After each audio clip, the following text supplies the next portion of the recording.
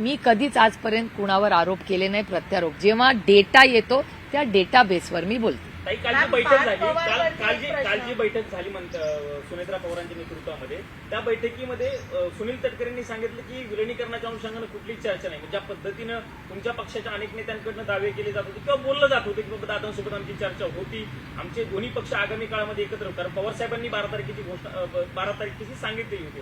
सुनील तटकरे म्हणतात आता कुठल्याही पद्धतीची चर्चा नाही. अर्थ घ्यायचा याचा की विलिनीकरणाची चर्चा आता गुंडाळली. मी तुम्हाला एक गोष्ट सांगू का, माझा भाऊच राहिला नाही, आता दादाच नाही राहिला. क्या मायने रखता है. त्याचं दुःख, दादांनी घेतलेले निर्णय, दादाची स्वप्न ती दादाबरोबरच गेली आणि आज माझा भाऊच नाही राहिला. त्याच्यामुळे आज कोण काय म्हणतंय मला काय फरक पडतो, मला खरंच सांगा.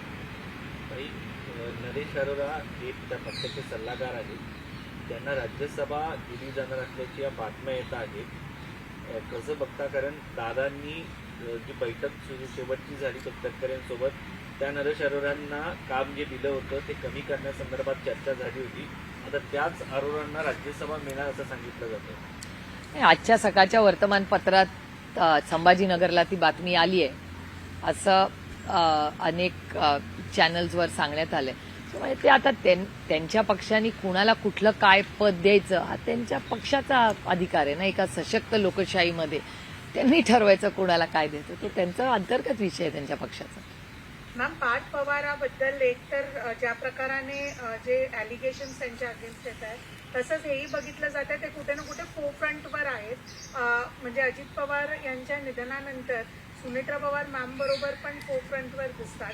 तर एक नैतिकता म्हणून कुठे ना कुठे एक अकाउंटेबिलिटी फिक्स होते, ती दिसून येत नाही हेही कुठे समजतं. म्हणजे ते होल्ड घेत आहेत पार्टीवर किंवा ते कोणतं रोल प्ले करणार आहेत. ऑलरेडी अलिगेशन्स आहेत त्यांच्यावरती. एक हा प्रश्न, बरोबरच सरकारचा पण कुठे ना कुठे प्रेशर आहे का या पूर्ण सुनेत्रा पवार आणि अजित पवार या फॅमिलीवरती. कारण की पहिले नरहरी झिरवळ, इव्हन पार्टीवरती पहिले नरहरी झिरवळ आणि आता हा अहवाल. मला खरंच याच्यावर काही फार बोलता येणार नाही, कारण का हा त्यांचा सगळ्यांचा तो अंतर्गत प्रश्न आहे. त्यांचे मित्रपक्ष त्यांनी सगळ्यांनी काय करायचं हा त्यांचा अंतर्गत प्रश्न आहे ना. त्याच्यात मी कसं ढवळाढवळ करणार. आणि एका सशक्त लोकशाहीमध्ये प्रत्येकाने काय निर्णय घ्यायचा, काय करायचं, तो अधिकार संविधानाने त्यांना दिलेला आहे. त्याच्यामुळे तो त्यांचा इंटरनल इश्यू आहे. दादांच्या अपघाती निधनाला आता जवळपास 20 दिवस पूर्ण होत आले, पण प्राथमिक जो अहवाल असतो चौकशीचा किंवा नेमकं काय झालं हे कुठल्याही पद्धतीनं समोर सांगितलं जात नाहीये. अनेक प्रकारच्या शंका उपस्थित केल्या जातात. तर रोहित पवारांनी ज्या पद्धतीनं पत्रकार परिषद घेतली होती की हा घातपात आहे असं त्यांचं स्पष्टपणे म्हणणं आहे.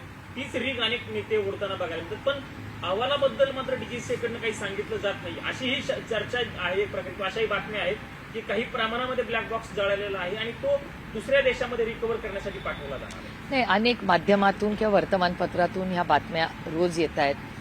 रोहितमध्ये अस्वस्थता आहे का, तर अर्थातच आहे. आम्ही त्याचा तो काका होता.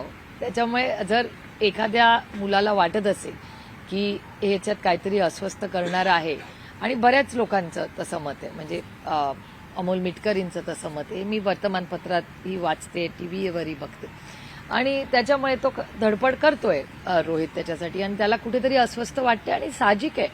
असं जर त्याला वाटत असेल तर त्याच्यात काही गैर नाही. आणि महाराष्ट्र किंवा भारत सरकारकडून महाराष्ट्राच्या माननीय मुख्यमंत्र्यांनी स्टेटमेंट केलं होतं की आपण अहवालाची वाट बघूया, असं त्यांचं एक स्टेटमेंट आलं होतं. आणि मला असं वाटतं की ह्या पार्लमेंटमध्येही अरविंद सावंतजींचे मी मनपूर्वक आभार मानते आणि उद्धवजींचे मनपूर्वक आभार मानते की शिवसेनेने ताकदीने सातत्याने ह्याच्यावर एक चर्चा, सिव्हिल एव्हिएशन आणि दादाची ही जी घटना झाली दुर्दैवी, ह्याच्यावर एक चर्चा व्हावी पार्लमेंटमध्ये. ह्याच्यासाठी काँग्रेस पक्षाने, शिवसेनेने ताकदीने आम्हाला तेव्हा साथ दिली. आणि अरविंदजींचा आम्ही जाहीर पुन्हा आभार मानते, आणि उद्धवजींचे आणि अनिल देसाईंचे, की त्या तिघांनी तो पुढाकार घेतला.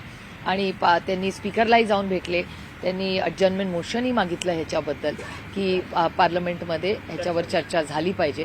आणि दुर्दैवाने होऊ शकली नाही. आता परत जेव्हा रिकन्व्हीन होईल तेव्हाही शिवसेना, काँग्रेस नक्की त्याच्यात पुढाकार घेईल, आम्हाला साथ देईल.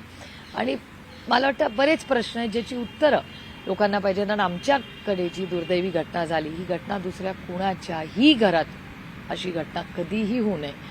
आमच्या घरातला कर्ता पुरुष गेला आहे आणि ज्या पद्धतीने हे सगळं झालेलं आहे खूप अस्वस्थ दुःख आणि हे कदाचित म्हणजे माझं तर म्हणते की लोक म्हणतात टाईम हिल्स. काही अशी गोष्टी असतात जे काळी हील करत नाही. महाराष्ट्रातील सर्व बातम्यांचे विश्वासार्ह व्यासपीठ सकाळच्या सर्व सोशल मीडिया प्लॅटफॉर्मला लाईक, फॉलो आणि सबस्क्राईब करा. तसंच सर्व नोटिफिकेशनसाठी बेल आयकॉन प्रेस करायला विसरू नका.